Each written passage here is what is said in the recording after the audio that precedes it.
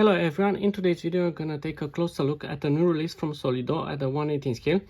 A new package deal from them. We have the RWB model and the figurine from American diorama of the Nakai-San, the founder of the RWB brand.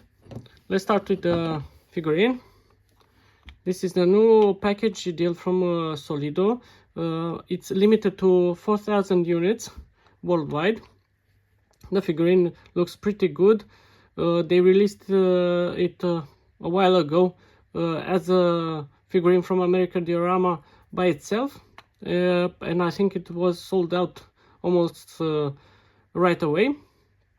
Everything looks pretty good, a lot of details. I like the position and the fact they used the chair as well. I think it shows in a lot of videos with him when he's assembling the models. And for the model they chose this plain model, gray color. Most of the recent RWB models came with livery, so it's very nice to have one without the livery. I think it's based on the 964 mold. Again, very good in front. We have the front splitter here, have the Porsche badge as well. On the side we have the wheels, which look pretty good with the brake disc and brake helper behind it. Also have some stickers here with the Brembo and KW. On the inside, the same details as most RWB models. Have the roll cage in the same color as the body. Also have the bucket seats with painted seat belts, and the dash looks pretty good as well. In the back everything looks pretty good.